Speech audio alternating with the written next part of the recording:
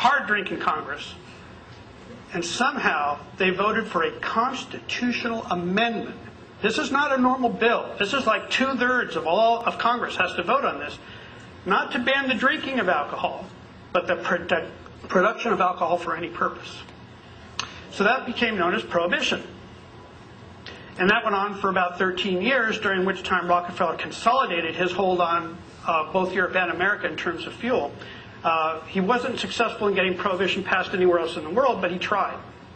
And that's all. This is all very well documented. $4 million back at that era would be the equivalent of $60 million today. Can you buy Congress for $60 million? Not a problem. You can even do it today with today's dollars, but you're worthless. So people are asking about, politics. Everything about fuel has to do with politics, and it has to do with who gets the money. And we're going to be talking more about that. But let's kind of move ahead. Let's go ahead and get into the alcohol itself. You know a little bit about the history now. How is alcohol made? Well, it starts with photosynthesis. Plants are unique compared to animals because they can make food from the sun. They take solar energy, mix it with carbon dioxide from the air and water, and that is made into sugar, which is a carbohydrate, right? Carbon dioxide, hydrate, water. So carbohydrates are made by plants using sunlight. So when we ferment carbohydrates, sugar, we feed it to yeast, just like making wine or beer. And the yeast eat the sugar, and they breathe out not to make, because none of the costs of making alcohol went up, so the price stayed pretty much the same. The government did a little bit of controlling of the price. And so people started going up to the pump saying, well, why don't you put some of that and some of this in my car, and let's see what happens. And that's how they discovered that cars would run 50% on alcohol, is by doing what they call rabo de gallo, which is making a cocktail in their tank. So we knew this in the 80s when I was working on alcohol before this was going on in Brazil. At that point, though, in the 80s, I started writing about this, so did a lot of other people. We were saying, hey, 20 years from now, maybe 2003, maybe 2000, we're going to hit the peak of oil. GM is warning Congress, putting in very solemn studies saying, pay attention, we're going to start running out of oil in about 20 years. So everyone knew that we were going to run out of oil. But in 1980, what happened in our government? Well, Ronald Reagan was half of it. What's the other half? George Bush Sr., the father of the current president, for those of you who are too young to know what this era was about. So for 12 years, we had George Bush as president with Ronald Reagan as kind of his talking puppet on the side, So we had the oil companies in charge of the government for 12 years. 2 Reagan and Bush terms, and then Bush and Quayle.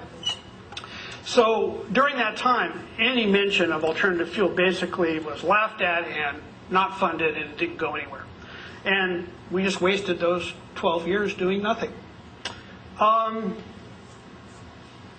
Okay, so you know a little bit about how alcohol is made now. And you know a little bit about how the politics work in multiple countries about it. Let's see. We can talk a little bit about crops that you can use for alcohol. A lot of people complain that corn, making alcohol from corn, is not a really good idea because corn, how's your time there? We have about 3 minutes, so take a little quick Why don't we break. take a little break before we go into the next session? I've been talking at you for an hour. Let's take 5 minutes and get a breather, hit the head, and come on back, and we'll keep going here. There are a lot of myths out there about alcohol. Some of them are up here. So before I get into different crops that we can use to produce alcohol, I'm going to kind of give you the background of why that's important, because some of the myths are, it takes more energy to make alcohol than you get out. That's a common myth.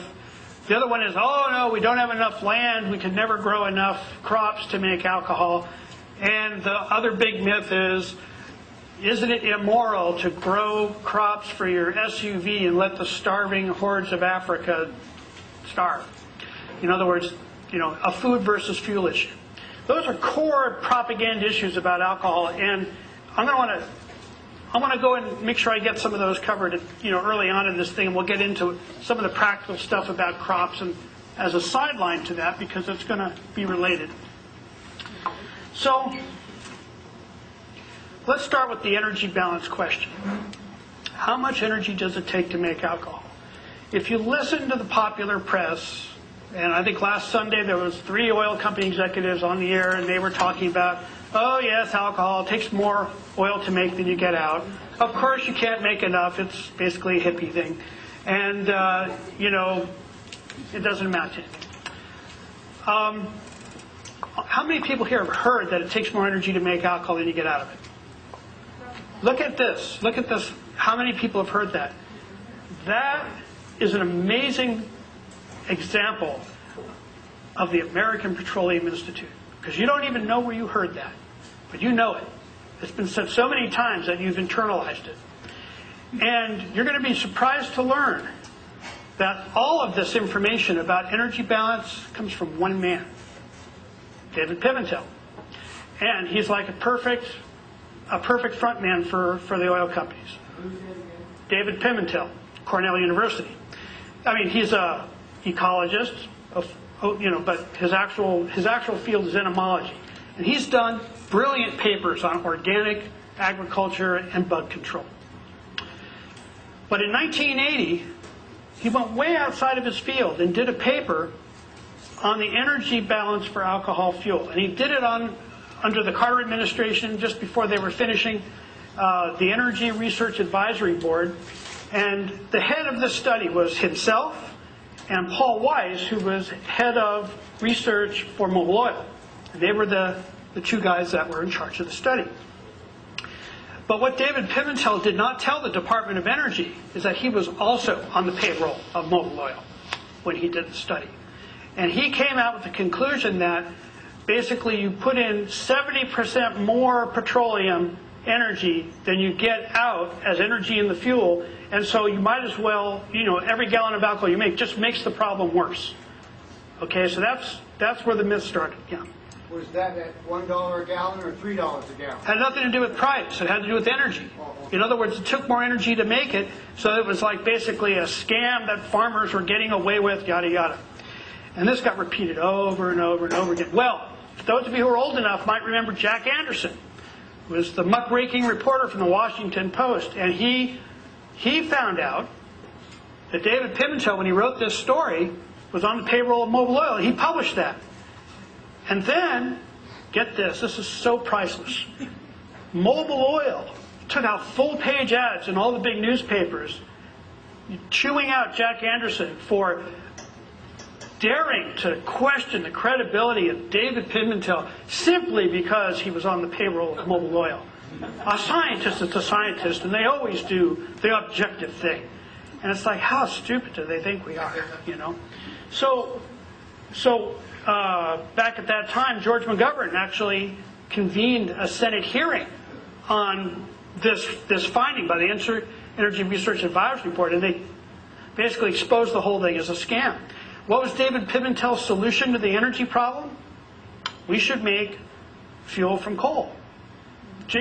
By a process called the Mobil M process, which just happened to benefit the people he was working for. So, that was the benefit of the study. Now, ever since then, he periodically publishes re-examinations of his paper.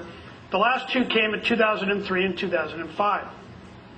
And every time he does, the American Petroleum Institute printing presses and now email machine goes into action, and every single press source in the United States gets a copy of the conclusion of this guy's study. So in the scientific community for 20 years, he's been a laughingstock. But the public keeps hearing the conclusions over and over again. And you've seen this already in other fields. For instance, there's 5 scientists that still say that global warming is a theory and that it's not proven. And there's 6,000 that have signed on saying it's definitely real. But whenever there's a newspaper article, they always quote one of the 5 for balance.